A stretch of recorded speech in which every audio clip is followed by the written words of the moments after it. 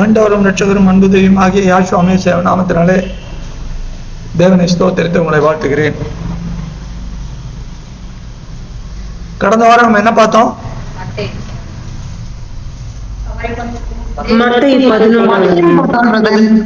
11ஆம் அதிகாரம் 25 to 30 வரைக்கும் என்ன பார்த்தோம்?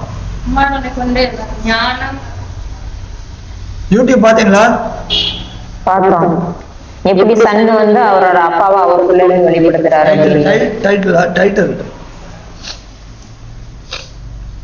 டைட்டில் என்ன title? Son reveals his father in himself. சரி, குமாரன் தன்னில் பிதாவாகிய தேவனை வெளிப்படுத்த. God bless you Jenita. சரி, எல்லாரும் ஞாபகம் இருக்கா அந்த செய்தி முழுக்க?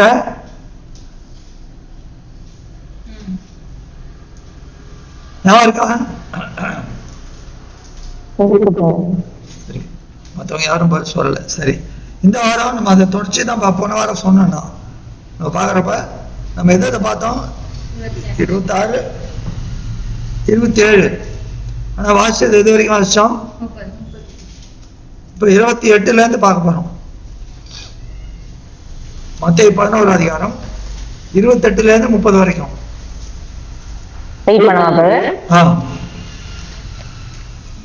பக்கம் 17. வருத்தப்பட்டு பாரம் சுமக்கிறவர்களே, நீங்கள் எல்லாரும் என்னிடத்தில் வாருங்கள், நான் உங்களுக்கு இளைப்பாறுதல் தருவேன். நான் சாந்தமும் மனத்தாழ்மையுமாய் இருக்கிறேன். என் நுகத்தை உங்கள் மேல் ஏற்றுக்கொண்டு என்னிடத்தில் கற்றுக்கொள்ளுங்கள், அப்பொழுது உங்கள் ஆத்துமாக்களுக்கு இளைப்பாறுதல் கிடைக்கும். என் நுகம் மெதுவாயும் என் சுமை லகுவாயும் இருக்கிறது என்றார். தேங்க்யூ. God bless you. ஒரு கிளாரியன் கால் இது. வருத்தப்பட்டு பாரம் சுமக்கிறவர்களே, இது நிறைய பேருக்கு தெரிஞ்ச வசனம். நம்ம தெருவெல்லாம் கூட காம்பவுண்ட்லாம் எழுதியிருப்பாங்க. இப்போ ஜாஸ்தி இல்லை, அந்த காலத்தில். இது மற்ற மார்க்கத்தில் இருக்கவங்க கூட இந்த வசனம் யோவான் 3:16 சொல்லுவாங்க. தேவத்தோட ஒரே பேரான குமாரனை விசுவாசிக்கிறவனும் அவன் கெட்டு போகாமல் அவரை நித்திய ஜீவன் அடையபடிக்கு அவரை தந்தளி விளவாய் உலகத்தில் அன்பு கூர்ந்தார். அது சொல்லுவாங்க. அது மாதிரி இது ரொம்ப காமனாக எல்லாரும் சொல்லுவாங்க, வருத்தப்பட்டு பாரம் சுமக்கிறவர்களே அப்படின்ட்டு. இதை நம்ம பார்க்குறப்ப ரொம்ப கூர்ந்து பார்க்கணும். வருத்தப்பட்டு பாரம் சுமக்கிறவர்களே, நீங்கள் எல்லாரும் இடத்தில் வாருங்கள். வெறும் பாரம் சுமக்கிறவர்களேன்ட்டு இல்லை, பாரம் தான் சுமக்கிறாங்க. ஆனா எப்படி? வருத்தப்பட்டு பாரம் சுமக்கிறவர்களே, நீங்கள் எல்லாரும் இடத்தில் வாருங்கள். அது பின்பகுதி என்ன சொன்னாரு? நான் இளைப்பாறுதல் தருவேன். அப்ப வருத்தத்துக்கும் இளைப்பாறுதலுக்கும் ஒரு சம்பந்தம் இருக்குது. நீங்க வருத்தப்படுறீங்க, நான் இளைப்பாறுதல் தருவேன். நீங்க எதனால வருத்தப்படுறீங்க? எதனால வருத்தப்படுறீங்க? பாரத்தினால. பாரத்தினால வருத்தப்படுறீங்க. என்ன பாரம்?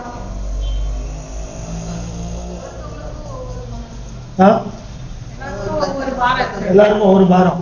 என்ன பாரம்? அந்த விதமான பாரம் இங்க அவர் சொல்லல. வார்த்தைக்காக ஸ்பிரிச்சுவல் பாரமா சொல்றாரா இல்ல ஃப்ளஷ்? இது வந்து என்ன சிஸ்டர், என்ன சிஸ்டர்? அது என்னுடைய क्वेश्चन கூட பிரதர். இது வந்து பாரம் சுமக்கிறது எது? ஃப்ளஷ் உடைய பாரத்தை சொல்றாரா இல்ல ஸ்பிரிச்சுவலா? இல்ல, அதான் கேக்குறேன், என்ன பாரம்? ஏன் கேட்டீங்கன்னா, உங்கள் ஆத்மாவுக்கு இளைப்பாறுதல் தருவேன், உங்க உடம்புக்கு உங்களுக்கு கஷ்டப்படுறவங்களுக்கு இளைப்பாறுதல் தருவேன் கண்டிப்பா சொல்ல மாட்டாரு. இது வந்து வார்த்தைக்கு சம்பந்தமாக ஆத்மாக்குன்றாரு. அப்படின்னா ஸ்பிரிச்சுவல் பாரம். வேற யாராலும்? Pradeep, I hope you are back in action with full power and strength. Okay. I hope you see soon you reach home and participate actively. சரி. என்ன பாரம் அது?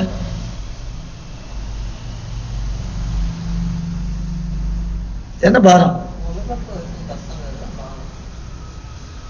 அதாவது வார்த்தைக்காக எவ்வளவோ பேர் வந்து தன் ஆத்மா வர்ற பாடுகளெல்லாம் ஏற்றுக்கொள்றாங்கல்ல.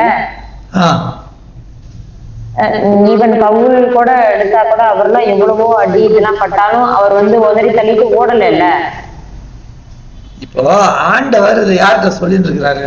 மத்தேயு 11 அதிகாரத்துல என்ன ஒரு சூழ்நிலை பாருங்க. நான் போன வாரமே சொன்னேன், இது எந்த பின்னணியில சொல்லப்பட்டது?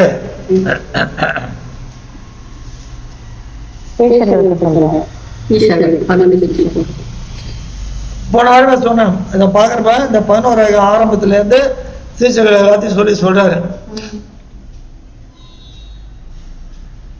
முதல்ல என்ன சம்பவிக்குதுங்க? யோவான் ஸ்நானகன் அனுப்புறாரு. யோவான் ஸ்நானகன் தன்னுடைய சீசனை அனுப்புறாரு. வருகிற நீர் தானா, அதிக சில காரியம் எல்லாம் சொல்றாரு. அதுக்கு பிறகு யோவானை பத்தி சொல்றாரு. அப்ப யோவானின் தண்ணியை பத்தி ஜனங்கள் எப்படி எல்லாம் பேசுறாங்க இருக்கா இல்லையா? அப்புறம் எல்லா பட்டணத்தையும் திட்டாரு. இதெல்லாம் சொல்லிட்டு போன வாரம் பார்த்த காரியத்தை பார்த்துட்டு தான் இதை சொல்றாரு. இப்ப இவ்வளவு காரியம் சொல்லிட்டு வருத்தப்பட்டு பாரம் சுமக்கிறவங்களே, நீங்கள் எல்லாரும் என்னிடத்தில் வாருங்கள்.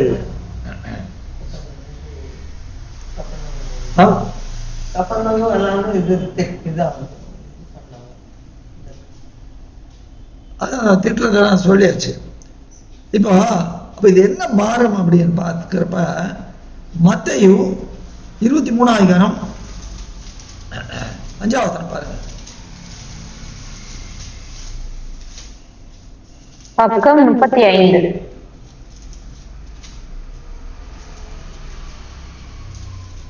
தங்கள் கிரியைகள் எல்லாம் மனுஷர் காண வேண்டும் என்று முன்னோத்தனம் சுமப்பதற்கு அரிய பாரமான சுமைகளை கட்டி மனுஷர் தோள்களின் மேல் சுமத்துகிறார்கள். தாங்களோ ஒரு விரலினாலும் அவைகளை தொட மாட்டார்கள். சுமப்பதற்கு அரிதான பாரம். இது 1வது வாசிங்களேன். பின்பு யாஸ்வாமேசியா ஜனங்களையும் தம்முடைய சீஷர்களையும் நோக்கி, வேத பாரகரும் பரிசேயரும் மோசேயினுடைய ஆசனத்தில் உட்கார்ந்திருக்கிறார்கள். ஆகையால் நீங்கள் கை கொள்ளும்படி அவர்கள் உங்களுக்கு சொல்லுகிற யாவையும் கை கொண்டு செய்யுங்கள். அவர்கள் செய்கையின்படியோ செய்யாதிருங்கள். அவர்கள் சொல்லுகிறார்கள், சொல்லியும் செய்யாதிருக்கிறார்கள். சுமப்பதற்கு அரிய பாரமான சுமைகளை கட்டி மனுஷர் தோள்களின் மேல் சுமத்துகிறார்கள். தாங்களோ ஒரு விரலினாலும் அவைகளை தொட மாட்டார்கள். இவங்க என்ன செய்யறாங்க? இவங்க யார பத்தி சொல்றாரு? வேதபாரகர் பரிசேயர்களை பத்தி எல்லாம் சொல்றாரு இல்லையா? அவங்கள பத்தி தான் சொல்றாரு. அவங்க என்ன செய்யறாங்க? நியாய பிரமாணத்துல உள்ளதெல்லாம் மக்களை ஃபாலோ பண்ண சொல்லுவாங்க. மனுஷர் தோல் மேல போடுறாங்க எல்லா பாரத்தையும், அவங்க சுமக்க மாட்டாங்க. மார்க் 7 அதிகாரம் 6ல இருந்து பாருங்க. பக்கம் 57.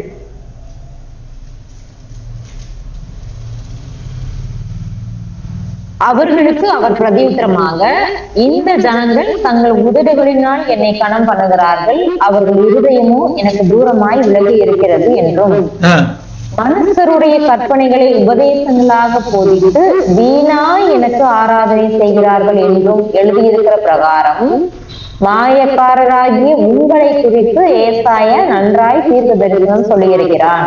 யாரு உங்களை குறிச்சுன்னு? அந்த பரிசேயரும் வேதபாரகரும் 5வது வசனத்துல பாருங்க. அப்ப அவங்கள பார்த்து சொல்றாரு. இப்ப வாசிங்க 8வது வசனம்.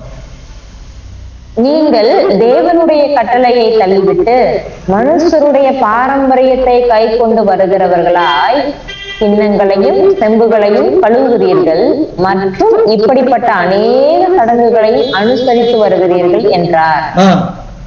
பின்னும் அவர் அவர்களை நோக்கி, நீங்கள் உங்கள் பாரம்பரியத்தை கை கொள்ளும்படிக்கு தேவனுடைய கட்டளைகளை வியர்த்தமாக்கினது நன்றாய் இருக்கிறது. அப்போ இதுதான் அவன் செய்யறாங்க. அதே மாதிரி இல்ல அதே மாதிரி இல்ல தகப்பன அதெல்லாம் அதுக்கு விரிவாக்கம் அவர் சொன்னோட இன்னும் ஃபர்தர் விரிவாக்கம் அவர் சொல்றாரு. அதே மாதிரி இன்னொன்னு என்ன,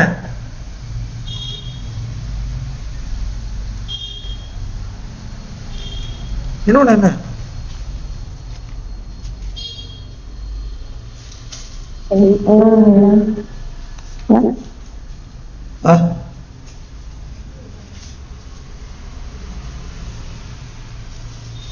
அவன் செய்யறது இன்னொன்னு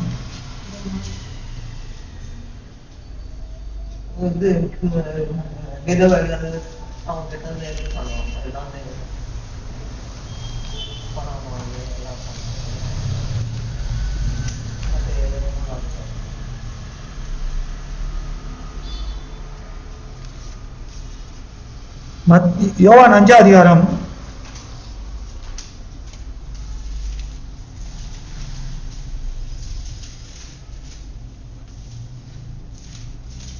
16வது வசனம் பாருங்க. பக்கம் 131. யாஸ்வாமேசியா இவைகளை ஓய்வு நாளில் செய்தபடியால் யூதர்கள் அவரை துன்பப்படுத்தி அவரை கொலை செய்ய வகை தேடினார்கள். அப்ப என்ன பண்ணாங்க அவங்க? ஓய்வு நாளை அனுசரிக்கணும் சொல்லி அதை எப்படி தப்பா அவங்க பாரம்பரியத்தினால மாத்தினாங்க. ஓய்வு நாள் கண்டிப்பா அனுசரிக்கணும், ஆனால் அந்த ஓய்வு நாளிலே அந்த ஓய்வு நாளில் நல்ல காரியம் செய்யணும், எதுவுமே செய்யக்கூடாது. லூக்கா 13 பாத்தீங்கன்னா தெரியுங்க, சொல்றத பத்தி பிடிச்சு திட்டாரு.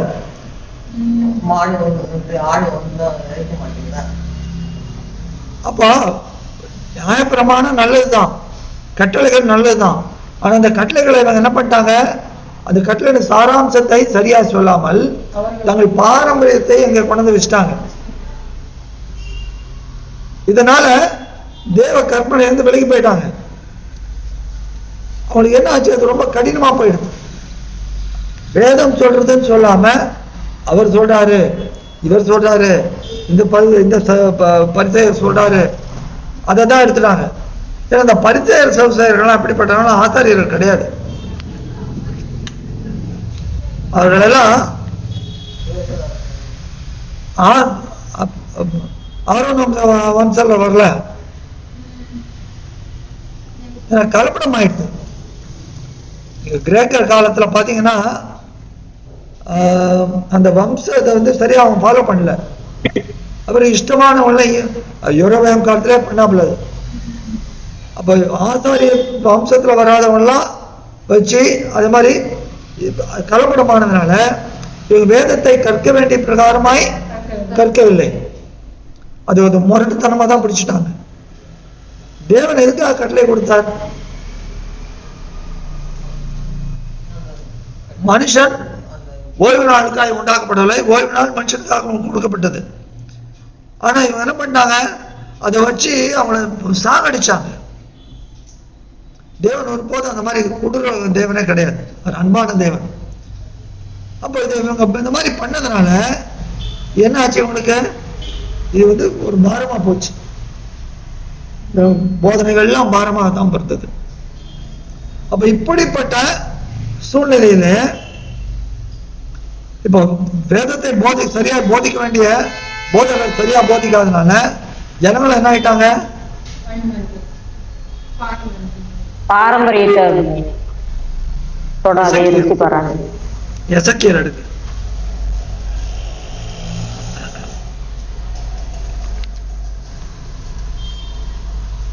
எசேக்கியேல் 22 அதிகாரம்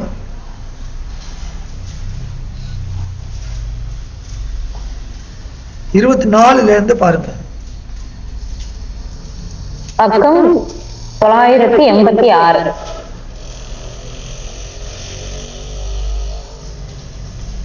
மனுபுத்திரனே, நீ தேசத்தை பார்த்து, நீ சுத்தம் பண்ணப்படாத தேசம், கோபத்தின் காலத்தில் மழை பெய்யாத தேசம் என்று அதற்கு சொல்லு. அதில் உள்ள தீர்க்கதரிசிகள் அதன் நடுவில் கட்டுப்பாடு பண்ணுகிறார்கள். கெர்ச்சிக்கிற சிங்கம் இரை கவுகிறது போல ஆத்துமாக்களை அவர்கள் பட்சிக்கிறார்கள். திரவியத்தையும் விலை உயர்ந்த பொருட்களையும் வாங்கிக் கொள்ளுகிறார்கள். அதன் நடுவில் அநேகரை விதவைகளாக்குகிறார்கள். அதன் ஆசாரியர்கள் என் வேதத்துக்கு அநியாயம் செய்து என் பரிசுத்த வஸ்துக்களை பரிசுத்த குலைச்சலாக்குகிறார்கள்.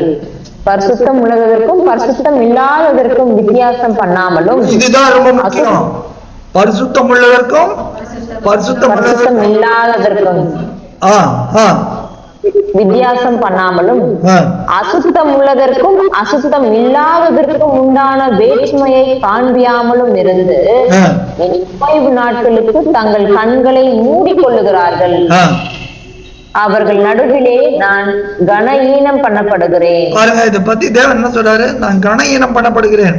எனது ஒரு ஆசாரியன் என்ன பண்ணணும்? அவன் கண்டிக்கணும். பரிசுத்தம் உள்ளதற்கும் பரிசுத்தம் இல்லாததற்கும், அசுத்தம் உள்ளதற்கும் அசுத்தம் இல்லாததற்கும் இருக்குது. கண்டிப்பா சொல்லி ஆகணும். அது ஏத்துக்கிறாங்களா ஏத்துக்கல அது வேற, சொல்லணும். ஆனா என்ன பண்ணிட்டாங்க? அவன்கிட்ட நிறைய பொருள்ல நல்ல கனவானா இருந்தானா அவனுக்கு சாதகமா இதெல்லாம் இது சொல்றதே கிடையாது. இதான் எரேமியா 5ஆம் அதிகாரம் சொல்றாரு. தீர்க்கதரிசிகள் கள்ளத்தில் சொல்கிறார்கள். எடுங்க எரேமியா 5ஆம் அதிகாரம்.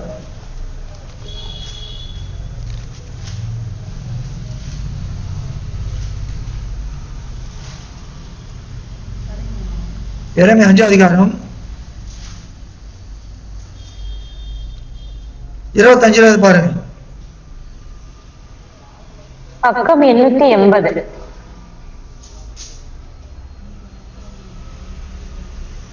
உங்கள் அக்கிரமங்கள் இவைகளை விலக்கி உங்கள் பாவங்கள் உங்களுக்கு நன்மையை வர ஒட்டாதிருக்கிறது. குருவி பிடிக்கிறவர்கள் பதுங்குகிறது போல பதுங்கி மனுஷரை பிடிக்க கன்னிகளை வைக்கிற துன்மார்க்கர் என் ஜனங்களில் காணப்படுகிறார்கள். குருவிகளால் கூண்டு நிறைந்திருக்கிறது போல் அவர்கள் வீடுகள் கபடங்களால் நிறைந்திருக்கிறது. ஆதலால் அவர்கள் பெருகி ஐஸ்வர்யவான்கள் ஆகிறார்கள். இவங்களுக்கு போதனை செய்யறவங்க தப்பு அப்படின்னு சொல்றதில்ல. தப்பான வேலைகளை போய் நிறைய சம்பாதிச்சு நல்லா ஐஸ்வர்யவான்கள் ஆறாங்க. கொழுத்து சலுக்கு பண்ணுகிறார்கள். துன்மார்க்கனுடைய செயல்களை கண்டிக்காமல் விடுகிறார்கள். திக்கனுடைய வழக்கை விசாரியாமல் தாங்கள் மாத்திரம் வாழுகிறார்கள். எளியவர்களின் நியாயத்தை தீரார்கள். இவைகளை விசாரியாதிருப்பேனோ? இப்படிப்பட்ட 31 பாருங்க, 30 பாருங்க. திகைத்து திடுக்கிடத்தக்க காரியம் தேசத்திலே நடந்து வருகிறது. தீர்க்கதரிசிகள் கள்ள தீர்க்க தரிசனம் சொல்லுகிறார்கள். ஆசாரியர்கள் அவர்கள் மூலமாய் ஆளுகிறார்கள். இப்படி இருப்பது என் ஜனத்துக்கு பிரியமாய் இருக்கிறது. ஆனாலும் முடிவிலே என்ன செய்வீர்கள்? இப்படிப்பட்ட நிலவரத்துலதான் ஜனங்கள் என்ன பண்ணிட்டாங்க? தவறான வழியில போயிட்டாங்க. அதுல யாரும் சொல்ல முடியாது. அப்ப இப்படி இருக்கிற நிலைமையில இவங்க என்ன எப்படி இருக்கிறாங்க? பாரம் சுமக்கரான பாரத்தை இப்படிப்பட்டவர்கள் இவளை பார்த்து ஆண்டவர் சொல்றார், வருத்தப்பட்டு பாரம் நீங்கள் எல்லாரும் என்னிடத்தில் வாருங்கள். ஏன் என்னிடத்தில் வாருங்கன்றாரு? ஏன் என்னிடத்தில் வாருங்கன்றாரு? அவர் மூலியமா தான் இளைப்பார்கள்.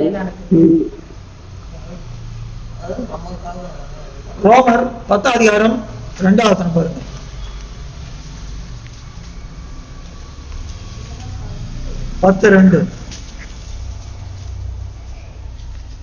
பக்கம் 218. ஒரு நிமிஷம்.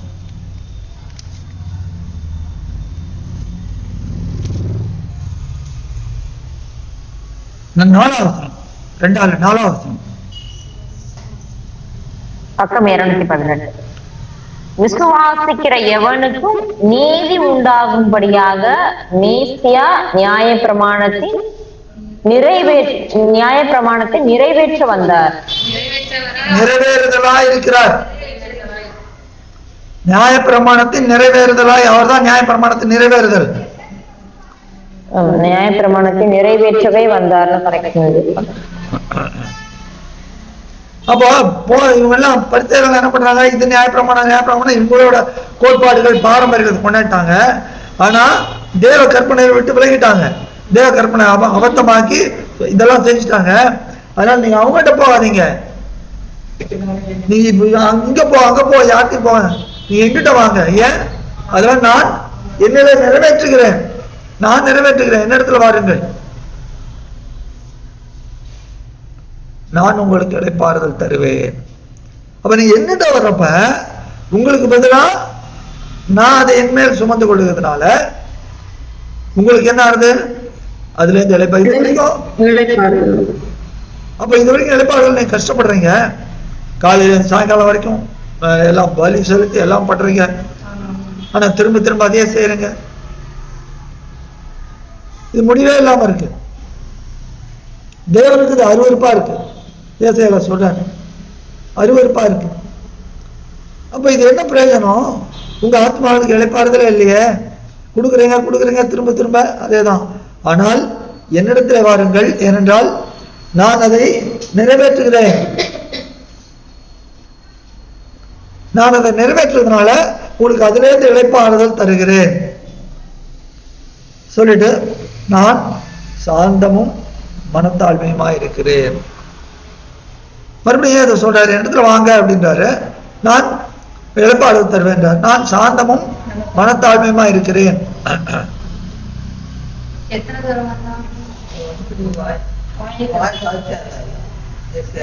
இங்கிலீஷ்ல வாசிங்க.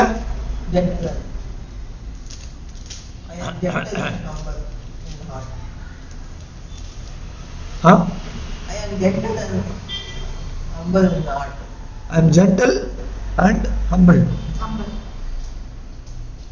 KJV. I am meek.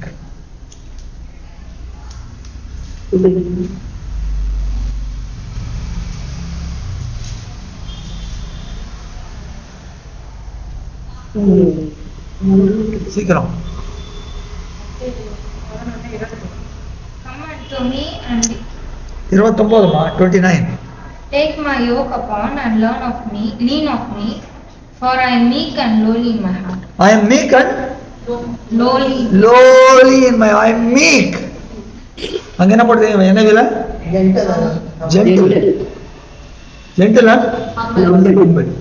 Meek and lowly. ஏன் சொல்றாருன்னா, இதுக்கு முன்னால நீங்க யாருக்குள்ள இருந்தீங்க? பரிசேயர்கிட்ட அவங்களாம் கேட்டு இருந்தீங்க. அவங்க மீக்கா இருக்காங்களா? அவங்க சாந்தமா இருக்காங்களா? இல்ல. மனத்தாழ்மை கிடையாது. எப்படி மனத்தாழ்மை கிடையாது? திரும்ப 23 போங்க. 23 போங்க. மத்த 23 5:6 பாருங்க. 5:6-7 பக்கம் 35. தங்கள் கிரியைகளை எல்லாம் மனுஷர் காண வேண்டும் என்று செய்கிறார்கள். தங்கள் காப்பு நாடாக்களை அகலமாக்கி, தங்கள் வஸ்திரங்களின் தொங்கல்களை பெரிதாக்கி, விருந்துகளின் முதன்மையான இடங்களையும் ஜப ஆலயங்களின் முதன்மையான ஆசனங்களையும் தந்தை வெளிகளில் வந்தனங்களையும் மனுஷரால் ரவி ரவி என்று அழைக்கப்படுவதையும் விரும்புகிறார்கள். அது எதை காட்டுகிறது? மேட்டிமை, பெருமை, மேட்டிமை. தனக்கு தான் எல்லாம் வர வழியில வாங்க, இன்னைக்கு இதுதான் நடக்குது. யூதர்கள் பண்ணதான் இன்னைக்கு சபையில நடந்துட்டு இருக்குது. வாங்க பாஸ்டர், வாங்க பிஷப் ஐயா. அவனை எப்படி அது ஒரு கோட்டு போட்டுட்டு அதெல்லாம் வச்சுட்டு ஏதோ ஒரு இதுனா அவங்க தான் முதலிடம் கனம் பண்ணணும். இல்லைங்கள, ஆனா யாரை கனம் பண்ணணும்? இல்ல கனம் போறது ஒரு தேவன் யானை, அது ரைட்டு. கனம் பண்றது யாரு கனம் பண்ணணும்? யாரு கனம் பண்ணணும்? தேவ வார்த்தையை இருக்கிற ஊழியக்காரனை கனம் பண்ணணும். வார்த்தை இருக்கா இல்லையா எப்படி தெரியும்? இவனுக்கே வார்த்தை தெரியலையா?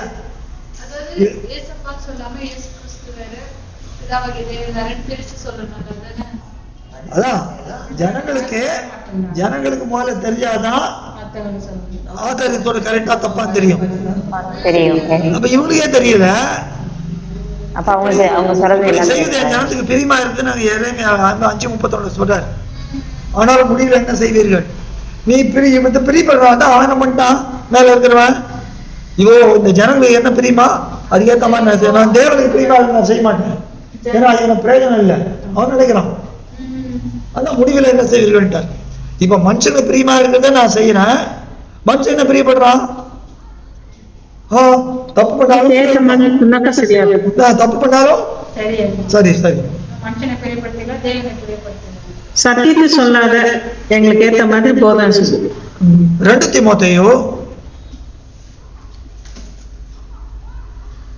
1 தீமோத்தேயு 3 அதிகாரம் 15 16 பாருங்க.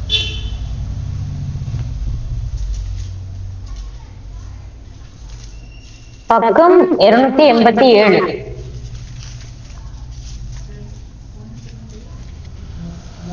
தாமதிப்பேனாகில் 2 தீமோத்தேயு தான் 1 தீமோத்தேயு மன்னிக்கணும்.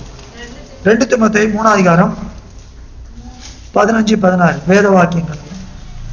பக்கம் 293. மேசியா யாசுவாவை பற்றும் விசுவாசத்தினாலே உன்னை ரட்சிப்புக்கேற்ற ஞானம் உள்ளவனாக்கத்தக்க பரிசுத்த வேத எழுத்துக்களை நீ சிறு வயது முதல் அறிந்தவன் என்றும் உனக்கு தெரியும். அப்ப என்ன பண்ணணும்?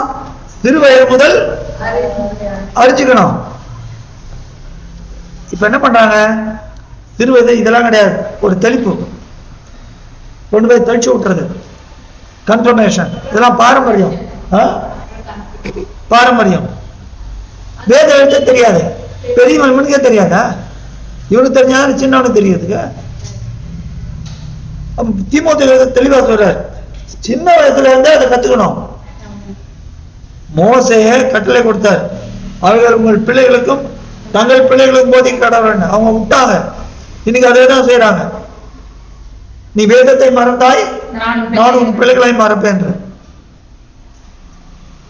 அப்போ சொல்றாரு 5வது தெளிவா சொல்றாரு, சிறு வயது முதல் நீ அறிந்திருக்க வேண்டும். நீ அறிந்திருக்கிறாய். ஏன் அறிந்திருக்கிறாய் என்றால் அடுத்த வசனம் பாருங்க. வேத வாக்கியங்கள் எல்லாம் தேவ ஆவியினால் அருளப்பட்டிருக்கிறது. தேவனுடைய மனுஷன் தேறினவனாகவும் எந்த நற்கிரியையும் செய்யத்தக்க தகுதி உள்ளவனாகவும் இருக்கும்படியாக அவைகள் உபதேசத்துக்கும் கடிந்து கொள்ளுதலுக்கும் சீர்திருத்தலுக்கும் நீதியை படிப்பிக்குதலுக்கும் பிரயோஜனம் உள்ளவைகளாய் இருக்கிறது. அப்ப கடிந்து கொள்வது கூடாது, நீதியை படிப்பது கூடாது, சீர்திருத்த கூடாது, எதுவுமே கூடாது. நீங்க எனக்கு எதம்மா சொல்லுங்க, பிரியமானவா எனக்கு பிரியமான சொல்லுங்க. அப்ப ஜனங்கள் இப்படி இருக்கிறதுனால ஜனங்களுக்கு எப்படியோ ஆசானியனுக்கும் அப்படி. இப்படிப்பட்ட சூழ்நிலை தான் அவங்க என்ன பண்றாங்க? ரபி அழைக்கப்படுறது இதான் விரும்புறாங்க. அவங்க என்னப்போ மேட்டுமே இருக்குது, தனக்கு தான் முதலிடம் இருக்கணும். ஆண்டவர் என்ன பண்ணாரு? அவர் முதலிடம் இருந்தது, அதை விட்டாரு. விட்டுட்டு எப்படி வந்தாரு? அடிமையின் ரூபம் எடுத்து வந்தார். அவரால் சொல்ல முடியும், நான் சாந்தமும் மனத்தாழ்மையுமா இருக்கிறேன். என்னிடத்துல வா, நான் கூப்பிடுறேன், அதுக்கு எனக்கு தகுதி இருக்கு. ஏன்? நான் எங்க இருந்தேன்? பிதாவின் வலது பாகத்துல இருந்தேன். அவர் மடியில செல்ல பிள்ளையா இருந்தானா? அவர் மடியில செல்ல பிள்ளையா இருந்தானா? எல்லாத்தையும் சுகபாவத்தெல்லாம் திறந்து மானிடனாய் பாவ மனுஷனுடைய சாயலாய் பாவத்தை போக்கும் பலியாய் நான் வந்திருக்கனே. அது அல்லவோ தாழ்மை. அது மாத்திரம் இல்ல, இன்னொன்னு என்னது? சாந்தம்.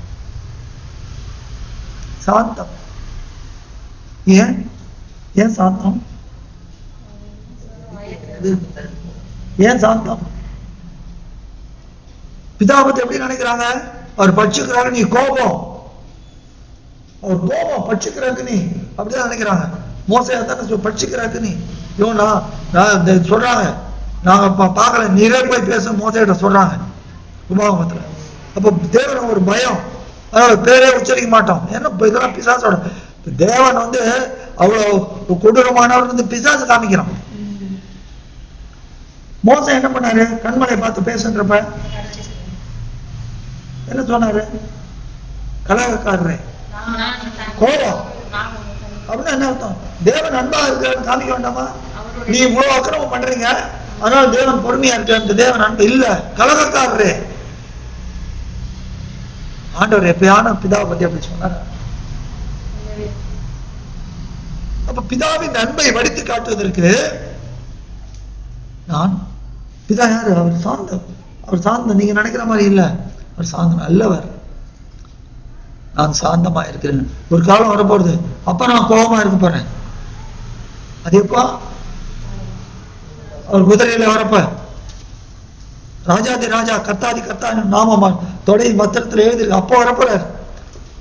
அப்போ கோபமா வரப்போறார். இப்ப இல்ல. நான் சாந்தமும் மனத்தாழ்மையுமா இருக்கிறேன். என் நுகத்தை உங்கள் மேல் ஏற்றுக்கொண்டு என்னிடத்தில் கற்றுக்கொள்ளுங்கள். இது ரொம்ப முக்கியம். இவ்வளவு தூரம் கேட்டோம். இந்த ரொம்ப முக்கியமான ஸ்டேஜ் போறோம். முதல்ல என்ன சொல்றாரு? என்னிடத்தில் எல்லாரும் வாருங்கள், உங்கள் ஆத்மாக்களுக்கு உங்களுக்கு இளைப்பாறுதல் தருவேன்ற. ஆனா இங்க என்ன சொல்றாரு? அந்த இளைப்பாறுதல் எப்படியா? என் நுகத்தை உங்கள் மேல் ஏற்றுக்கொண்டு என்னிடத்தில் கற்றுக்கொள்ளுங்கள், அப்போதுதான் உங்க ஆத்மாக்கள் இளைப்பாறுதல் கிடைக்கும். என்கிட்ட வந்தா மாத்திரம் போறாது. என்கிட்ட வந்தா மாத்திரம் போறாது. வந்தாங்க நிறைய பேர். யோவான் 8ஆம் அதிகாரம் 31ஆம் வசனம் 32ஆம் வசனம் பாருங்க.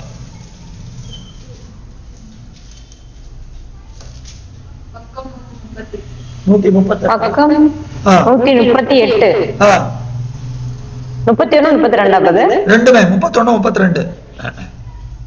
யாசுவா மேசியா தம்மை விசுவாசித்த யூதர்களை நோக்கி, நீங்கள் என் உபதேசத்தில் நிலைத்திருந்தால் மெய்யாகவே என் சீஷராயிருப்பீர்கள், சத்தியத்தையும் அறிவீர்கள், சத்தியம் உங்களை விடுதலையாக்கும் என்றார். அப்போ தம்மை விசுவாசிக்கிற அவர்கிட்ட வந்திருக்கிறாங்க.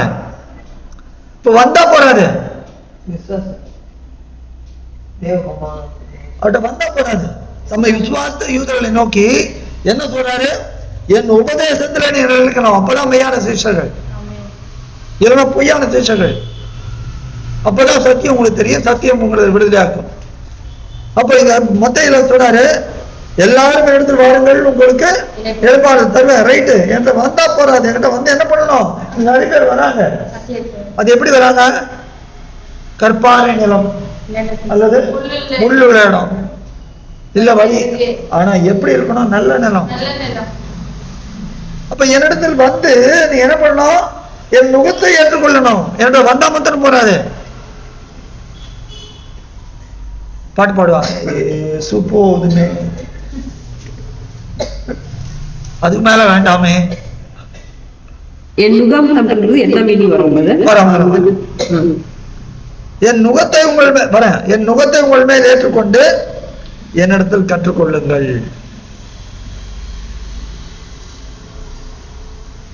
ரெண்டு காரியம் பாத்தீங்கன்னா, இந்த நுகம்ன்றது இந்த இடத்துல எதுக்கு? இது மூல பாஷையை ஒத்தது. எப்படி இருக்குன்னா,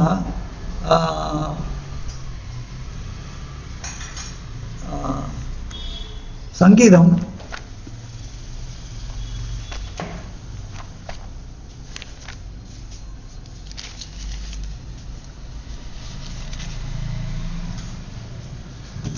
106ஆம் சங்கீதம் 28ஆம் வசனம். இங்கிலீஷ் கொஞ்சம் வச்சுக்கோங்க. 106ஆம் சங்கீதம் 28ஆம் வசனம் பாருங்க. பக்கம் 738. அப்பொழுது அவர்கள் வனாந்தரத்திலே வழிய 106:28. அவர்கள் பாகால் பேயோரை பற்றி கொண்டு ஜீவனில்லாதவைகளுக்கு இட்ட பழிகளை புசித்து போறோம். பாகால் பேயோரை பற்றி கொண்டு, இங்கிலீஷ்ல Wasima. They joined themselves also unto Baal Peor and made the sacrifice of the dead. They joined themselves unto. என்னடி? They yoked themselves. Hallelujah. என்னவில பெட்டரா இருக்கு. They yoked themselves. ஈசாஸ் உங்கள்கிட்ட என்னவியா இருக்கு? ஆமா பிரதர். இருக்கா? இருக்கு பிரதர். they yoked. சரி, இப்போ மத்தேயு 11:29 இங்கிலீஷ்ல வாசிக்க போறீங்க. 11:29 இங்கிலீஷ்ல வாசிங்க.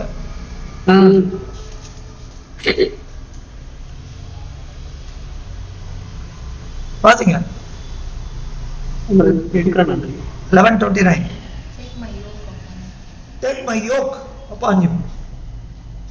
29. English. Take my yoke upon you and learn on from me, for I am gentle and humble of heart. இங்க தமிழ்ல 106ஆம் சங்கீதம் தமிழ்ல அது அவ்வளவு கிளியரா இல்ல. ஆனா இங்கிலீஷ் ரொம்ப அழகா இருக்கு. அவர்கள் பாகால் பேரை பற்றி கொண்டிருந்தது போல பாகால் பேர் என்ன பண்ணிட்டாங்க? அந்த நுகத்தை எடுத்துட்டாங்க. அந்த நுகம். சரி, என்ன ஆகணும்? 25 அதிகாரம் எடுங்க. ஏன்னா 25 அதிகாரம் 5ஆம் வசனம் நினைக்கிறேன். பக்கம் 204.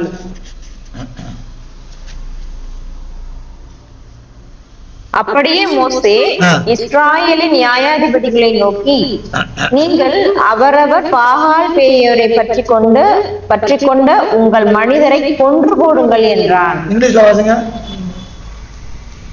NIV. Numbers 25:5.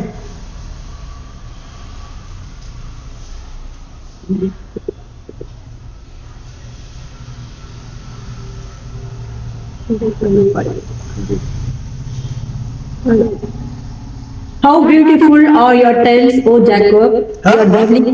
25:5. Oh, sorry. 25:5. So Moses said to Israel's judges, each of you must put to death those of your men who have joined in worshipping the Baal of Peor. Who are joined. இங்க என்ன போட்டிருக்கு? இதே காரியம் தான் அங்க சங்கீதத்துல 106 வாசிக்கிறோம். ஆனா சங்கீதம் 106 எப்படி போட்டிருக்கு? இங்க ஜாயிண்ட் போட்டிருக்கு. இங்க ஜாயிண்ட் என்னது? இங்க பற்றி கொண்ட. எண்ணாம் 25:5 பற்றி கொண்டது தமிழ்ல, 106லயும் பற்றி கொண்டது தமிழ்ல இருக்கு. ஆனா இங்கிலீஷ்ல இங்க ஜாயிண்ட், அங்க யோக். புரியுதா? அந்த யோக்ன்றது என்ன? நுகம். அப்ப என்ன பண்ணிட்டாங்க இவங்க? பாகால் பேயோர நுகமா வச்சுட்டாங்க. இந்த நுகம் வைக்கிறதுனா என்ன தெரியல உங்களுக்கு? யோக்னா தெரியுமா? இந்த முட்டையில இருக்குமே அந்த மாடு போறப்ப 2 மாட்டையும் சேர்த்து கட்டுவாங்க. அது இங்க கழுத்துல வச்சு கட்டுவாங்க. அதுதான் நுகம். இங்கிலீஷ்ல யோக். இத ஆண்டவர் பாருங்க, அவர் ஒரு தச்சன். அதனால அவருடைய அந்த பூமிக்குரிய ஞானத்தை இங்க வெளிப்படுத்துறாரு. தச்சர்கள் அவங்க அந்த நுகத்துக்கு அந்த என்ன பண்ணுவாங்கன்னா, அது நல்லா தேய்ச்சி நல்லா உப்புத்தாள் ஷீட் போட்டு நல்லா இது பண்ணுவாங்க. ஏன்னா யார் மேல வைக்கிறதோ அந்த மாடு மேல வைக்கிறப்ப அந்த மாடு அது துன்பம் வரக்கூடாது. அப்போ இப்படிப்பட்ட அப்பதான் அது கன்வீனியன்ட்டா ஃபீல் பண்ணும். அதாவது என் நுகம் எப்படி இருக்குதா? நான் கார்பெண்டர், நான் நல்லா தேய்ச்சிருக்கிறேன். என்ன அருமையான ஆண்டவர் பாருங்க, எவ்வளவு அன்பான ஆண்டவர் பாருங்க. என் நுகம் லகு.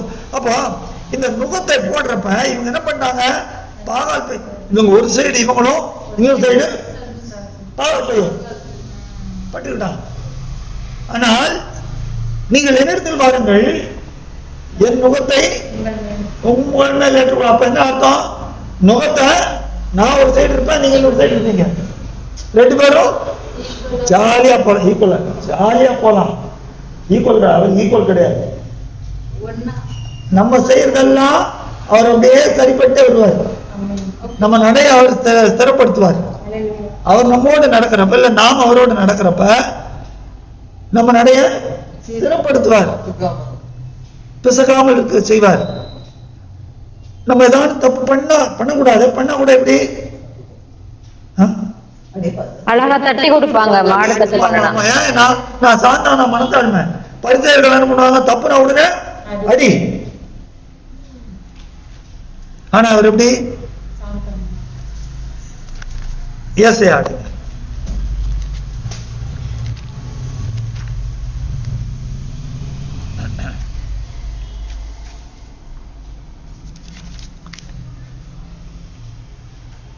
ஏசையா 40 அதிகாரம் 10-11 பாருங்க. பக்கம் 844. இதோ யாவையாகிய சர்வ வல்லமை உள்ளவர் பராக்கிரமசாலியாக வருவார். அவர் தமது புயத்தினால் அரசாளுவார். இதோ அவர் அளிக்கும் பலன் அவரோடே கூட வருகிறது. அவர் கொடுக்கும் பிரதிபலன் அவருடைய முகத்துக்கு முன்பாக செல்லுகிறது. அவருடைய முகத்துக்கு முன்பாக செல்லுகிறது. அல்லேலூயா. அவருடைய எவ்வளவு பேர் ரிஜாய்ஸ் பண்ணுங்க. I rejoice. மேய்ப்பனை போல தமது மந்தையை மேய்ப்பார். ஆட்டுக்குட்டிகளை தமது புயத்தினால் சேர்த்து தமது மடியிலே சுமந்து கரவலாடுகளை மெதுவாய் நடத்துவார். கரவலாடுகளை மெதுவா தெரியும் அவருக்கு. கரவலாடு கஷ்டம், அதனால அதை மெதுவாய் நடத்துவார். இது உங்களுக்கு எது ஞாபகம் வருது? கரவலாடு. கரவலாடுன்னா என்னது? மில்ச்சிங், பால் கொடுக்கிறது. பால் கொடுக்குது. இது வேற தான். இந்த சம்பவம் உங்களுக்கு தெரியுதா? ஏதாவது ஞாபகம் வருதா வேதத்துல இருந்து? யாக்கோபா பிரதர் ஏசாவை சந்திக்க போறோம். God bless you. God bless you. எடுங்க 33 அதிகாரம்.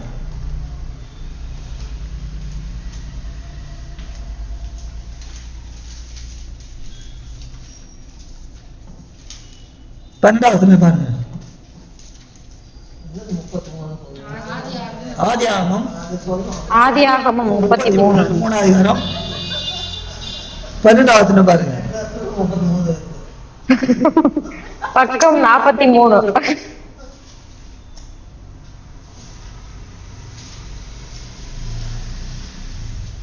43 பக்கம். பின்பு அவன், நான் புறப்பட்டு போவோம், வா, நான் உனக்கு முன் நடப்பேன் என்றான். அதற்கு அவன், பிள்ளைகள் இளம் பிள்ளைகள் என்றும் கறவையான ஆடு மாடுகள் என்னிடத்தில் இருக்கிறது என்றும் என் ஆண்டவனுக்கு தெரியும். அவைகளை ஒரு நாளாவது துரிதமாய் ஓட்டினால் மந்தையெல்லாம் ஆண்டு போகும். கறவலாடுகள் எப்படி நடத்தணும்? மெதுவா நடத்தணும். மெதுவா நடத்தணும். அதான் ஏசாயால அவர் என்ன சொல்றாரு? கறவலாடுகளை எப்படி ஆட்டுக்குட்டிகளை தமது புயத்தினால் சேர்த்து தமது மடியிலே சுமந்து கறவலாடுகளை மெதுவாய் நடத்துவார். அப்போ எப்படி சாந்தமாய். அப்போ அந்த முகத்துல அவரோட நம்ம முகம் பிணைக்கப்படுறப்ப நம்ம வீக்னஸ்ல சில டைம் தப்பு பண்ணாலும் மனுஷன் நம்ம திட்டிடுவான். ஆனா அவர் எப்படி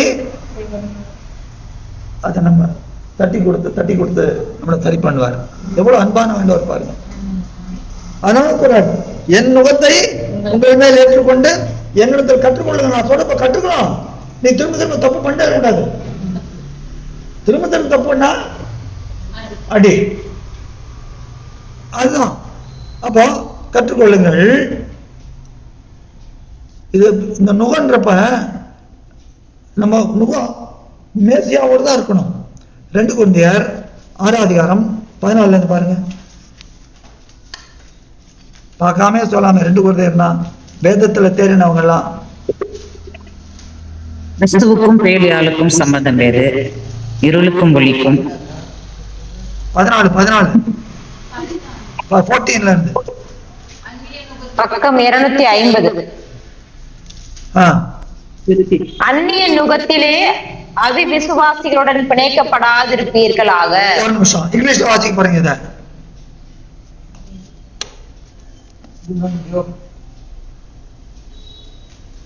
இத சார்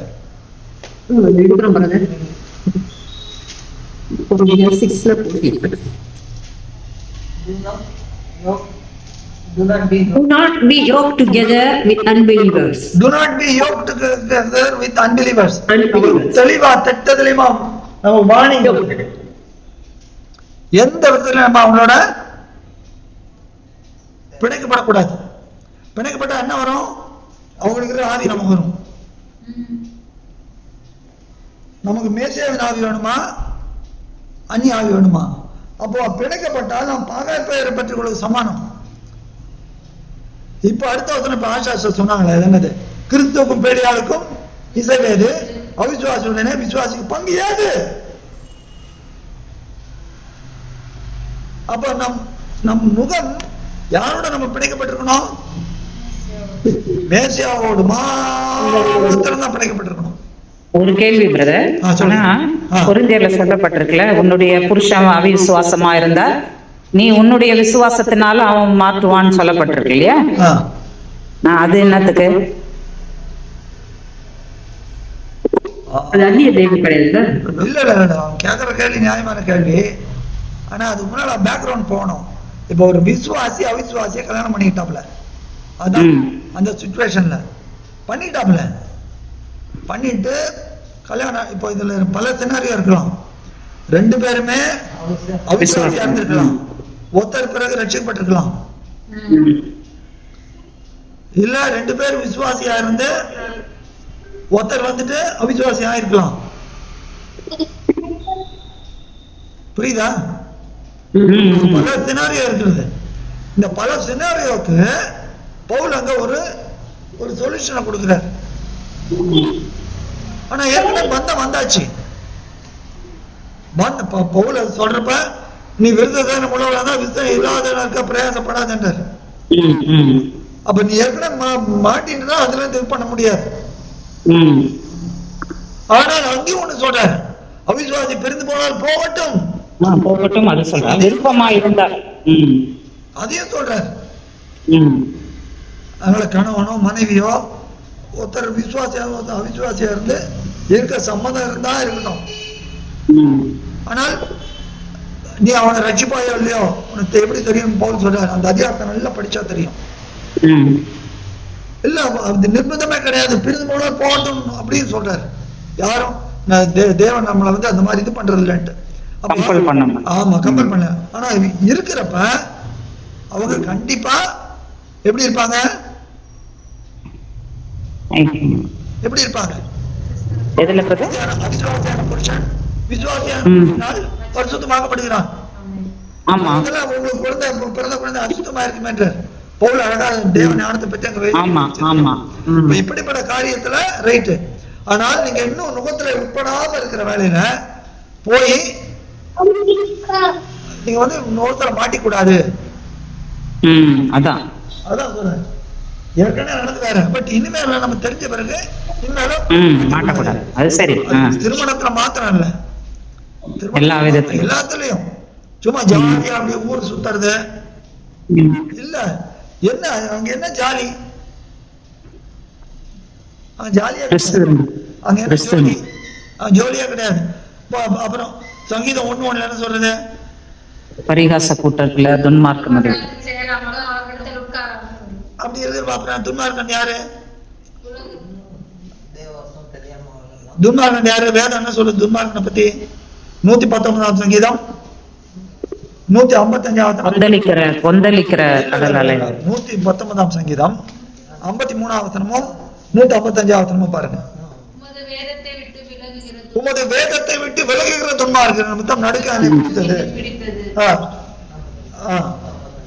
155 ரட்சிப்பு துன்மார்க்கனுக்கு தூரமா இருக்கு. வேதத்தை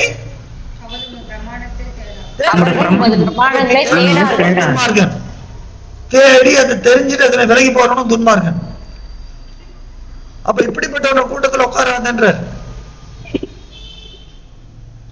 அப்ப நமக்கு எப்பவுமே கிடைக்கிற சமயம் வாய்த்தாலும் வாய்க்காவிட்டாலும் எப்பவும் வேதத்தை பிடிச்சுக்கணும். நம்ம அதுதான் நமக்கு நண்பன். நீ ட்ரெயின்ல போறியா, பஸ்ல போறியா, கார்ல போறியா, நேரம் கிடைக்கிறப்பெல்லாம் ஆண்டவரோட வேதத்தை பிடிச்சுக்கோ. அதுதான் நம்ம கழுவும், நம்ம சுத்திகரிக்கும், நம்ம தேவனுக்கு ஏற்ற பரிசுத்தமாய் தேவனுக்கும் ஆண்டவருக்கும் முதற் பலன் ஆகும்படி நம்மை மாற்றும். அப்போ நுகம் யாரோடு நாம் நினைக்கப்பட்டிருக்க வேண்டும்? நம்மை பரிசுத்தமாக்குகிற ஆண்டவரோடு மாத்திரம் தான் இணைக்கப்பட்டிருக்கணும். இதுக்கு புறம்பான எந்த இதா இருந்தாலும் அதான் சொல்ற, தம்மை விசுவாச யூதர்களை நோக்கி என்ன சொல்றாரு, என் உபதேசத்துல நினைக்கணும். என் உபதேசம் என்ன? என் உபதேசம் என்ன? மேசியாவின் உபதேசம் பிதாவையும் குமாரனையும் ஒத்தனை மாத்த அறிக்கைட்டா அது கிறிஸ்துவ உபதேசம் கிடையாது. அப்ப ரெண்டு பேரும் ஏன்னா என்ன இருந்து என் நுகத்தை நீங்க போட்டுக்கொள்ளும் போது நீங்க என்ன என் நுகத்தை போட்டுக்கிறீங்க. அப்ப என்ன பண்ணுவாங்க? என் நுகத்தை நீங்க போட்டுக்கிறீங்க. அப்ப நுகத்துல இப்படி இருக்கும். அப்ப நுகத்தை போட்டு ஒரு சைடு நீங்க இருக்கீங்க, இந்த சைடு நான் இருக்கேன் ஆண்டவர் சொல்றேன். அப்போ என்ன ஆகும்? நான் உங்களை நடத்திட்டே போவேன். நீங்க என் சொல்லி கீழ்படுகிறப்ப என்னோட இசைந்து வருவீங்க. என்னோட இசைந்து வருவீங்க. நான் எங்க போவீங்க? பிதாவோட போய் சேர்ந்துருவீங்க. அதுதான். அப்ப என்னோட இசைந்து என்றால் வேற பாதாளத்துக்கு போயிடும். அதனாலதான் என் நுகத்தை ஏற்றுக்கொண்டு என்னிடத்தில் கற்றுக்கொள்ளுங்கள். என்னுடைய கற்றுக்கொள்ள என் உபதேசத்தை நினைத்திருங்கள். என் உபதேசத்தை என்னிடத்தில் கற்றுக்கொள்ளுங்க. என் நுகத்தை ஏற்றுக்கொள்ளுங்கள். என்னிடத்தில் கற்றுக்கொள்ளுங்கள்.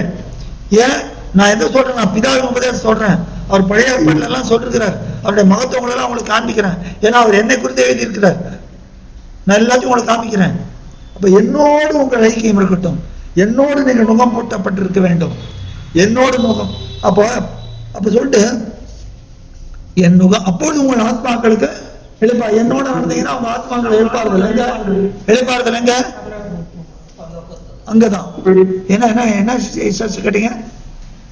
ஒரே ஒரு கொஸ்டின், அதாவது என் நுகன்றது இப்ப தேவனுடைய வார்த்தை, அதுதான் வச்சுக்கலாம். என் நுகத்தை எடுத்துக்கிறது கனெக்ஷன் நமக்கு பாண்டேஜ்.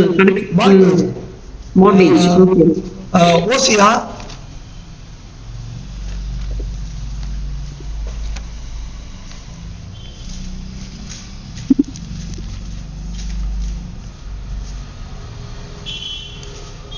Yeah. 11ஆம் அதிகாரம்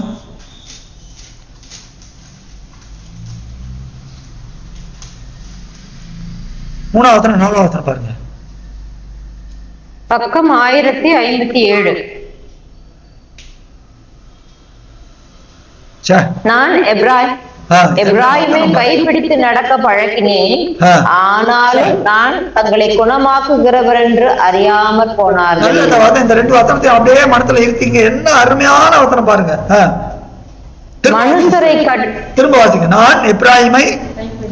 நான் எப்ராயிமை கைப்பிடித்து நடக்க பழக்கினேன். அர்த்தம் கைப்பிடித்து நடக்க கூடவே நான் ஆக்ஷன் போறேன். கை குழந்தை அப்படியே ஒரு அப்பா அந்த குழந்தை அப்படியே கைப்பிடிச்சு ஆயுஷ்மா எப்படி இருக்கும்? நடக்க பழகு. அதே போல ஆண்டவர் நம்மள என்ன பண்ணாரு? உடனே ஆண்டவர் அப்பான்னு சொல்லக்கூடாது. உடனே ஆண்டவர் அப்பாண்டுவாங்க. கையை பிடிச்சு நடக்க பழகினேன், ஆனாலும் நான் தங்களை குணமாக்குகிறவர் என்று அறியாமற் போனார்கள். மனுஷரை கட்டி இழுக்கிற அன்பின் கயிறுகளால் நான் அவர்களை இழுத்தேன். அவர்கள் கழுத்துகளின் மேல் இருந்த நுகத்தடியை எடுத்து போடுகிறவரை போல் இருந்து அவர்கள் பட்சம் சாய்ந்து அவர்களுக்கு ஆகாரம் கொடுத்தேன். என்ன வசனம் பாருங்க. முத்தமிடுங்க அந்த வசனத்துக்கு. எல்லாம் முத்தமிடுங்க. வெக்கப்படவே படாதீங்க. என்ன என்ன தேவன் அப்படியே அன்பை கொட்டுறா பாருங்க. வேதத்தை அப்படியே ருசிங்க.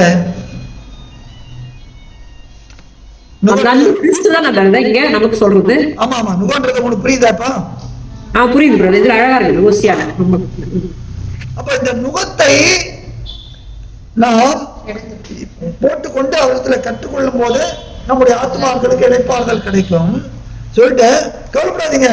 உங்க பரிசுத்த சோதனையெல்லாம் வச்சது ரொம்ப பாரமானது. ஆனா என் நுகம் எப்படி இருக்கு? மெதுவாயும் என் சுமை லகுவாயும் இருக்கிறது. நான் வைக்கிற சுமை உங்களுக்கு இங்கிலீஷ் வாசிங்க.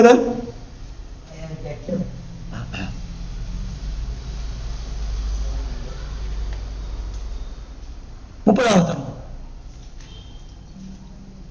For my yoke is easy and my yoke is easy and my burden is light. Right. என்ன இதுல? அதேதான் brother. For my yoke is easy and my burden is light. என்னுடைய நுகம் எப்படியா? மெதுவா இருக்கிறது, சாஃப்டா இதுதான் இருக்கு, உங்களை புண்படுத்தாது. ஏன்? நான் உங்களை அன்பின் கயிறுகளால் கட்டுகிறேன். அன்பின் கயிறுகளால் உங்களை கட்டுகிறேன். எப்படி நான் கட்டுறேன்? பிதாவே இவர்களுக்கு மன்னியும், இவர்களுக்காக நான் ரத்தம் சிந்தினேன், இவர்களுக்காக நான் பாடுபட்டேன், பிதாவே அவர்களுக்கு மன்னியும். அது அன்பு. அந்த அன்பின் கயிறுகளால் நம்மை கட்டுகிறார். என் நுகம் மெதுவாயும் என் சுமை லகுவாயும். நான் உங்களுக்கு கொடுக்குற சுமை என்ன? ஆண்டவர் சொல்ற, ஆண்டவர் நம்ம கொடுக்குற சுமை என்ன? வார்த்தையை சுமந்து வார்த்தை படிக்கிறது, வார்த்தையில நடக்கிறது தானே பிரதர்? அவர் கொடுக்குற சுமை என்ன? உபதேசம் தான். உபதேசத்துல நிலைத்திருக்கும். உபதேசம் தான். 1 யோவான் 5:3 பாருங்க.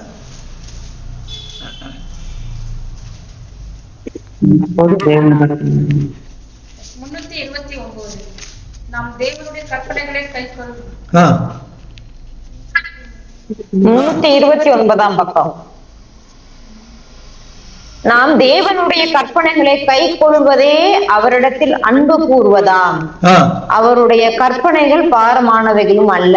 பாரமானவைகள் அல்ல. நான் எதை கொடுக்குறேன் உங்களுக்கு? என் பிதாவோட கற்பனை தான் கொடுக்குறேன். நான் சுயமா ஒண்ணு கொடுக்கல. அது உங்களுக்கு பாரம் கிடையாது. அது உங்களுக்கு பாரம் கிடையாது. அது எப்படி? இது லகுவா இருக்கிறது. நான் கொடுக்குற பிதாவின் கற்பனைகளை உங்களுக்கு அப்படியே கொடுக்குறேன். அது எப்படி இருக்குது? உங்களுக்கு லகுவா இருக்கிறது. அது எப்ப லகுவா இருக்கும்? அது எப்ப லகுவா இருக்கும்? எப்ப லகுவா இருக்கும் பார்த்தா முதல்ல கஷ்டமா தான் இருக்கும். எபிரேயர் 12 எடுங்க.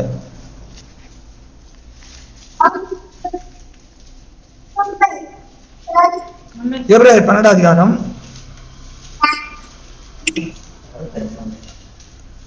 7 பாருங்க. அதுக்கு பிறகு 11 பாருங்க. பக்கம் 310. நீங்கள் சிக்ஷையை சகிக்கிறவர்களாய் இருந்தால் தேவன் உங்களை புத்திரராக எண்ணி நடத்துகிறார். தகப்பன் சுற்றியாத புத்திரன் உண்டோ? என்ன சிக்ஷை? நீதிமொழிகள் 6:23. கட்டளையே வேதமே வெளிச்சம், கட்டளையே விளக்கு, போதக சிற்றை ஜீவவழி. கொஞ்சம் மாத்திரம். கட்டளையே விளக்கு, வேதமே வெளிச்சம், சிக்ஷையே ஜீவவழி. அதுதான். இப்ப 11 வாசுங்க. எந்த சிக்ஷையும் தற்காலத்தில், அது எப்படி? எந்த சிக்ஷையும் எந்த போதனையும், கிறிஸ்துவனுடைய எந்த போதனையும் தற்காலத்தில் சந்தோஷமாய் காணாமல் துக்கமாய் காணாமல் அப்படிதான் இருக்கும். ஏன் காலம் நம்ம எப்படி இருந்தோம்? பேதுரு சொல்றார், சென்ற வாழ்நாட் காலங்களில் நம்முடைய எப்படி இருந்தோம்னு சொல்றார். எடுங்க. நம் மனசு விரும்பினபடி நடந்தோம். 1 பேதுரு மனது மாமிசமும் விரும்பினபடி. 1 பேதுரு 4:3 பாருங்க. 2, 3 பக்கம் 320. 1 பேதுரு 4:2 வாசிங்க. ஏனென்றால் மாம்சத்தில் பாடுபடுகிறவன் இனி மாம்சத்தில் இருக்கும் காலம் வரைக்கும் மனுஷருடைய இச்சைகளின்படி பிழைக்காமல் தேவனுடைய சித்தத்தின்படியே பிழைக்கத்தக்கதாக பாவங்களை விட்டு ஓய்ந்திருப்பான். மனுஷருடைய இச்சை என்ன? இந்த உலகத்திற்குரிய பாரம்பரியம். உலகத்து வேஷம் போட்டு ஜாலியா மனுஷனுக்கு ஏற்ற மாதிரி அங்கங்க போய் பேதுரு மூலமா தேவன் தெளிவா சொல்லிட்டார், இதெல்லாம் நம்ம மாட்டவே கூடாது.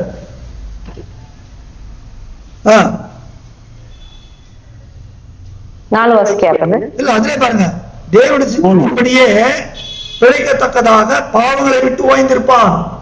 பாவங்களை விட்டு ஓடி பழைய இதுல வேற. ஆனா இப்ப அந்த இச்சைகளை மாட்டக்கூடாது. அது எல்லா விதமான இச்சை, அதுல எல்லாம் வருது. அதுல அதுக்கு விளக்கம் தர 3ஆம் வசனத்துல. சென்ற வாழ்நாள் காலத்திலே நாம் புறஜாதிகளுடைய இஷ்டத்தின்படி நடந்து கொண்டது போதும். அந்த பக்கமே தலை வைக்காதீங்க. அப்பொழுது நாம் காம விகாரத்தையும் துர் இச்சைகளையும் நடப்பித்து மதுபானம் பண்ணி பலியாட்டு செய்து வெறி கொண்டு அருவருப்பான விக்கிரகாராதனையை செய்து வந்தோம். பாருங்க, விக்கிரகாராதனை அப்புறம் தான் சொல்றாரு. முதல்ல என்ன சொல்றாருங்க? காம விகாரம், துர் இச்சை. நம்ம டாக்டர்கிட்ட போறப்ப ஸ்டெத்தோஸ்கோப் வச்சு என்ன பண்ணுவாரு? டொப் டொப் டொப் அது மாதிரி இந்த வசனத்தை வச்சு ஒண்ணா செக் பண்ணணும். என்னன்னா காம விகாரம், துரிச்சை, இதெல்லாம் இருக்கா நமக்கு? போர்ன்ற பேர் முன்ன இருந்தோம், இப்ப அது கூடவே கூடாது. அப்ப இந்த காலத்து சிக்ஷை எப்படி இருக்குமா? நமக்கு சந்தோஷமாய் காணாமல், எபிரேயர் 12:11 வந்துருங்க, துக்கமாய் காணும் ஆகிலும் பிற்காலத்தில் அதில் பழகினவர்களுக்கு அது நீதியாகிய சமாதான பலனை தரும். இப்ப கஷ்டமா இருக்கு. அன்றியும் மேஜாயஷோக்குள் தேவபக்தியாய் நடக்க மனதாய் இருக்கிற யாவரும் துன்பப்படுவார்கள். 2 Timotheus 3:12 சொல்லு. அப்போ நம்ம அவரோடு இணைக்கப்பட்டிருக்கோம், அவரோடு கூட பாடுபட்டால் அவரோடு கூட ஆளுகை செய்வோம். இந்த இணைக்கிறப்ப அவர் ஸ்டேட், அவர் பரிசுத்தர், அது சந்தேகமே இல்லை. அவர் தப்பே பண்ண மாட்டார், அவர் போயிட்டே இருப்பார். நம்ம அவரோட போறப்ப சந்தேகம் பிசகும். அப்போ பிசகிறப்ப என்ன பண்ணுவாரு? இந்த என்சிசி ஆர்மி நேவெல்லாம் பாத்தீங்கன்னா லெப்ட் ரைட் போடுறப்ப கரெக்டா போடணும். ஒரு தப்புச்சுன்னா அந்த இன்னொரு கால பூட்ல டப்புன்னு அடிப்பான், அப்படி சரி பண்ணிப்பான். அதே மாதிரி ஜென்டர் ஒரு அடி. அப்ப நம்ம அதை மாத்திக்கணும். அவருக்கு ஏற்ற மாதிரி நம்ம அவர் நமக்கு ஏற்ற மாதிரி மாற மாட்டார், அவர் பரிசுத்த குற்றலாம் செய்ய மாட்டார். அப்ப நம்ம சரி செய்துக்கணும். எப்படி செய்துக்கணும்? கண்ணாடியில தன் திருமுகத்தினே சொல்றேன், யாக்கோபுல பார்த்துட்டு அந்த பக்கம் போனோடனே நிறைய பேர் இப்படிதான் பிரச்சனை கேட்போம். சர்ச்சில் போய் பிரச்சனை கேட்போம், இங்க கூட கேட்போம், யூடியூப்லயும் கேட்போம். ஆனா யூடியூப்லாம் முடிஞ்சிடும், பிரச்சனைலாம் முடிஞ்சிடும். அதுக்கப்புறம் திரும்ப எப்படி நாய்வாள் திரும்ப அந்த உலக இச்சைகளை மாட்டேன், அது பேஸ்ட். அது அப்ப அந்த மாதிரி பண்ணவே கூடாது. தேவன் நம்ம முகத்துல இணைச்சா அவர் கொண்டு போய் சேர்க்கிற வரைக்கும் அவரோட அப்படியே போகணும். அப்போ இந்த இந்த இந்த இந்த சுமை எப்படியா ரொம்ப லைட்டா நம்ம அதுல பழகிட்டோம்னு வச்சுக்கோங்க. தேவனுடைய கற்பனையில கை கொடுறது பாரம் இல்லைன்ற அது பழகிட்டோம்னா இப்ப சிஷ்டையா இருக்கும். ஆனா அதோட பழகிட்டோம்னா அது பிற்காலத்திலே சமாதானம், நல்ல வேதத்தோட பழகுங்க. நீர் அவரோடு பழகி சமாதானம் ஆயிரும். அவருடைய வாயின் வார்த்தைகளை ஏற்றுக்கொண்டு ஏற்றுக்கொண்டு அவளை இருதயத்தில் கொள்ளுங்கன்றார். யோபு 22:21-22. வாயின் வார்த்தை, தேவனுடைய வாயின் வார்த்தைகளை நம்ம ஏற்றுக்கொள்றப்ப நமக்கு ஒருவேளை கஷ்டமா இருக்கலாம். ஆனா அதுல பழகிட்டோம்னு வச்சுக்கோங்க, பழகிற வரைக்கும் கஷ்டம். பாவமும் அப்படிதான். பாவம் முதல்ல எப்படி இருக்கும்? ரொம்ப நல்லா இருக்கும், ரொம்ப இனிக்கும். அதுல பழகி பழகி பழகி என்ன ஆயிடும்? துன்பம் வரும். இன்னொன்னு அதை பத்தி ஒரு வெறுப்பே இருக்காது, அதை பத்தி ஒரு உணர்வே இருக்காது, தப்புன்னு இருக்காது. மனசாட்சியில சூடுண்ட பொய்யர்கள்ன்றார். அந்த பாவம் செஞ்சு செஞ்சு செஞ்சு அவனுக்கு அதுக்கு பிறகு பாவனே தோணாது. அவன் போய் சொன்னா அவன் ஏத்துக்க மாட்டான். நீ என்ன எனக்கு சொல்றதுன்ட்டு பாவத்துல பழகாத, பாவத்துல வெளிவாங்க. அது போச்சுன்னா காஃபி சாப்பிட்டானா, சூடா சாப்பிட்டா என்ன ஆகும்? நாக்கு போயிடும். அது பிறகு என்ன சாப்பிட்டாலும் தெரியும். அதே போல பாவத்தை அதிகமா நம்ம அதுல நல்ல தொடச்சிருந்தானா அவ்வளவுதான், நமக்கு எந்த இதுமே வராது. அது வெளியே வரணும் அதுல இருந்து. எப்ப அந்த நாக்கு சூடாச்சுதா சரியாகும்? இல்ல இல்ல இல்ல, சாப்பிட்டா அன்னைக்கு ஒரு நாள் தூங்கிடும், அதுக்கு அடுத்த நாள் தான் சரியாகும். அன்னைக்கு வர தூங்கி அது சிஸ்டத்துக்கு ரெஸ்ட் கொடுத்தோம் அப்படின்னா வந்து பழைய போயிடுது. அதே போல நம்ம பாவத்தை விட்டு ஓய்ந்திருக்க வேண்டும். அந்த அந்த இச்சைகளுக்கு இடமே கொடுக்கக்கூடாது. கதவை சாத்திடணும். எந்த கதவை? இதய கதவை சாத்திடுறப்ப நமக்கு அது எப்படி இருக்கும்? தேவனுடைய கற்பனைகள் பாரமானவர்கள் அல்ல, என் சுமை உங்களுக்கு லகுவா இருக்கும் என்கிறார். என்றார் அல்ல, என்கிறார். எல்லாரும் அப்படி வாசிங்க. என் நுகம், எல்லாரும் அப்படி வாசிக்க போறோம். நான் சாந்தமும் மனத்தாழ்மையாய் இருந்தேன் இருக்கிறேன். என் நுகத்தை உங்கள் மேல் ஏற்றுக்கொண்டு அப்போது உங்களுக்கு இளைப்பாறுதல். என் நுகம் மெதுவாயும் என் சுமை இருக்கிறது என்கிறார். எல்லாரும் நல்லா தெளிவா இருந்துச்சா? அப்ப நம்ம எதை பண்ணணும்? ஆண்டவர் இடத்துல போய் என்ன பண்ணணும்? ஆண்டவர் இடத்துல போய் என்ன பண்ணணும்? அன்புள்ள இயேசு சுவாமி, அதுவா இது அப்படித்தானே? அப்படி இல்லை, ஆண்டவர் தரப்ப என்ன பண்ணோம்? சரணாகதின்றது, ஆண்டவரே உங்க நுகத்தை என் மேல போடுங்க. முகத்தை என் மேல வைங்க. அடிமையாறேன், உங்களுக்கு சீஷராறேன், உங்களுக்கு அடிமையாறேன், உங்களுக்கு கீழ்ப்படுகிறேன், உங்க சொல் கேட்கிறேன், நீங்க தான் எனக்கு குரு, நீங்க தான் எனக்கு எல்லாமே. ஏத்துக்குங்க ஆண்டவரே, உங்களுடைய சொற்கு அப்படியே கீழ்ப்படிவேன் ஆண்டவரே. எந்த விதத்திலையும் உமக்கு துக்கம் உண்டாகும்படி நான் நடக்க மாட்டேன் ஆண்டவரே. என்னை அழைத்துக் கொண்டு செல்லும், உங்களோடு அழைத்துக் கொண்டு செல்லும் ஆண்டவரே. எனக்கு இந்த உலகம் வேண்டாம். ஏன்னா நீங்க என்ன சொன்னீங்க? நான் இந்த உலகத்தான் நல்லாது போல அவர்களும் இந்த உலகத்தான் நல்லன்னு சொல்லிட்டீங்க ஆண்டவரே. அப்ப நான் உலகத்தான் நல்ல, நீங்க உலகத்தான் நல்ல, நானும் உலகத்தான் நல்ல. ஏன்னா நான் உங்களோட நுகம் பூட்டி இருக்கிறேன். என்னை அழைத்துக் கொண்டு போய் ஆண்டவரே, இந்த பாவ உலகத்துல, இந்த துன்மார்க்க உலகிலே நான் சிக்கிக்கொள்ளாதபடிக்கு என்னுடைய சிந்தையிலே பரிசுத்த ஆண்டவரே, என்னுடைய கண்களிலே பார்வையிலே பரிசுத்த ஆண்டவரே, என்னுடைய கிரியைகளிலே பரிசுத்த ஆண்டவரே, எல்லாரும் என்னை பரிசுத்தமாக ஒப்பு கொடுப்போமா? எல்லாரும் சிறந்தாழ்த்தி ஒப்பு கொடுப்போம். ஹல்லேலூயா, ஹல்லேலூயா, ஹல்லேலூயா. பரலோக பிதாவே, இந்த வேலைக்காய் ஸ்தோத்திரம். உம்முடைய குமாரனை கொண்டு ஒரு அருமையான அழைப்பை எங்களுக்கு கொடுத்திருந்த துணிக்கும் குரல் எங்கள் இருதயங்களிலே துணித்துக் கொண்டிருந்த பிதாவே, அது எங்கள் குருதியோடு எங்கள் உள்ளிந்திரங்களோடு ஒன்றிணைந்து இருக்கட்டும். அந்த சத்தம் எப்பொழுது எங்கள் இருதயங்களை துணிக்கும். நாங்கள் அவரிடத்துல அவருடைய நுகத்தை ஏற்றுக்கொண்டு அது எங்களுக்கு லகுவாய் மெதுவாய் இருக்கிறது. தேவனே, அவரோடு பழகிற அந்த அனுபவத்தை, அனுதினமும் எப்பொழுதும் அவரோடு பழகிற அனுபவத்தை எங்க ஒவ்வொருத்தரும் கொடுங்க, சம்பூர்ணமாய் கொடுங்க. எங்களுக்கு குற்றம் குறைகள் எல்லாம் தயவாய் மன்னித்து எங்களை அங்கீகரித்து எங்களை அரவணைத்து ஆசீர்வதியும். எங்களை தாழ்த்துகிறோம். அவருக்கு கீழ்ப்படுகிற உள்ளத்தை இப்பொழுது மாத்திரம் இல்லை, இந்த ஜெபம் பண்ற வேலையில மாத்திரம் இல்லை, எப்பொழுதும் அவருக்கு கீழ்ப்படுகிற உள்ளத்தை பிதாவே எங்களுக்கு தரும்படியாய் அவரை கொடுத்தீங்களே பிதாவே, அவரோடு கூட அந்த உள்ளத்தை எங்களுக்கு கொடுங்க. அவரை போல உள்ளத்தை கொடுங்க. அவர் எப்படி தன்னை உமக்கு ஒப்பு கொடுத்தாரோ, எப்படி தன்னை தாழ்த்தினாரோ, உமக்கு சமமா இருப்பதை கொள்ளையாடின பொருளாக நம்ம எங்களுக்காக தன்னை தாழ்த்தினாரோ, அதே போல பிதாவே எங்களுக்கு அந்த உள்ளத்தை, தாழ்மையை தாரும், மனசாந்தத்தை தாரும், அவரிடத்துல கற்றுக்கொள்கிற உள்ளத்தை தாரும், அவருக்கு முழுமையாக கீழ்ப்படுகிற உள்ளத்தை தாரும்.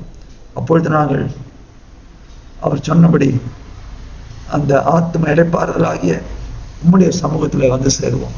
உமக்கு முன்பாக அன்பில் குற்றமற்றவளும் கண்டிக்கப்படாமலும் பரிசுத்தமாய் காணப்படும்படியாக எங்களை அவருக்கு ஒப்பு கொடுக்கிறோம். எங்கள் ஆண்டவர் மீட்பருமாகிய யேசுவா மெசியாவின் வல்லமுள்ள திருநாமத்தை செபிக்கிறோம். அன்பின் பரலோக பரிசுத்த யாவே என்கிற நாம தேவ பிதாவே. ஆமென். Amen.